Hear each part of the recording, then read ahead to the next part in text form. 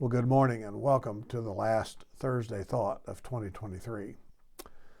Over the years, I've taken notice of the fact that as far as the national and international stages are concerned, I'm pretty much a non-entity.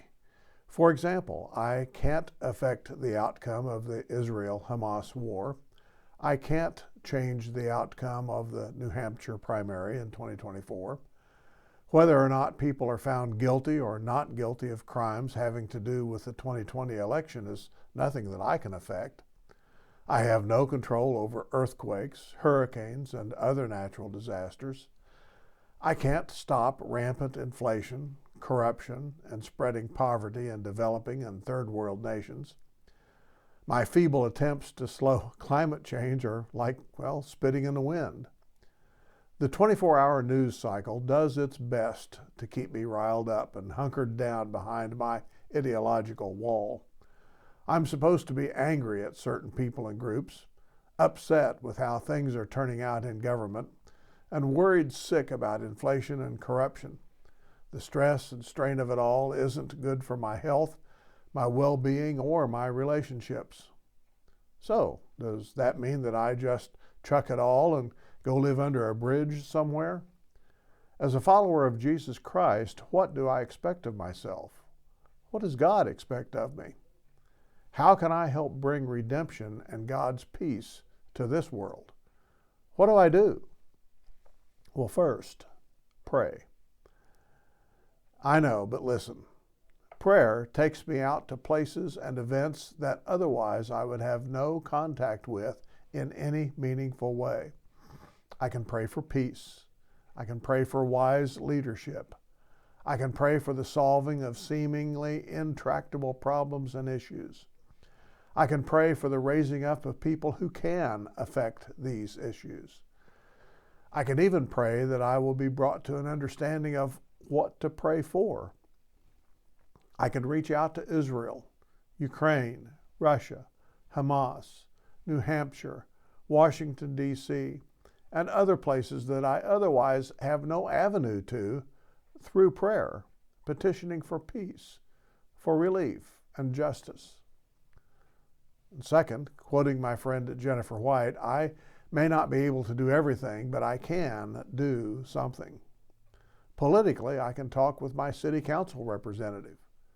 I can communicate with my state representatives.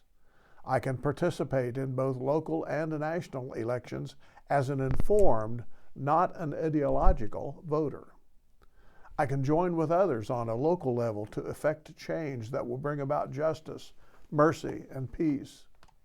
I can contribute my time, my energy, and my resources as I can and am able. And above all, I can be understanding regarding the opinions of others and also understand that my worldview is just that, my point of view, and is not the once-for-all solution to all of life's problems. I can also do other things that at first glance seem to be nothing of substance.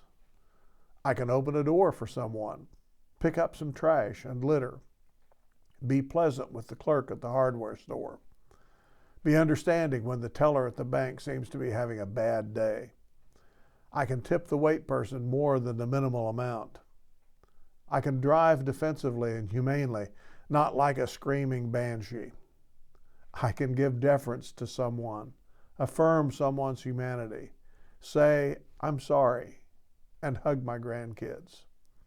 I can donate food, clothing, time, energy, and cash to those places and those causes who will make use of it to help redeem their and my corner of the world. Now, the place to begin with that is, in my view, the local church in its outreach to the poor, the addicted, the sick, and the troubled. Beyond the church, there are countless nonprofits and orgs who do wonderful things in so many ways. Choose one or two and become part of their community in some way. Well, I can also do my best to develop and foster good relationships with my spouse, my family, my friends, and those who I encounter in my daily life. Even in this broken world, kindness and civility go a long way toward good relationships. I can think of others before I think of myself. And the list goes on. I can defer to others when possible. Let my speech be gracious. Treat others like I would want to be treated.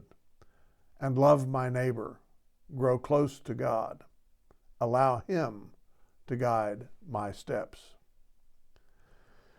Well, as you can readily see, the things that I can do are really a tall order.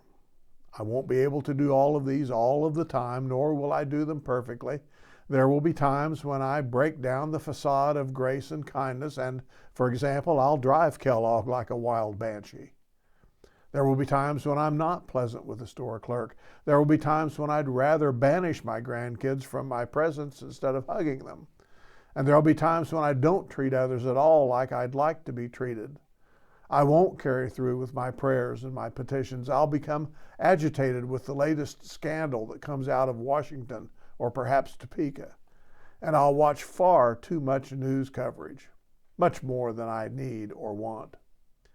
However, like good wine, as I age, I also grow.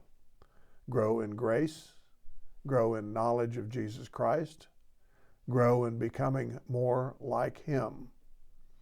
I become more aware of my influence on others in life as well as my limitations, both physical, mental, and emotional. I can't do everything. I never could. But I always could and can continue to do something. Blessings.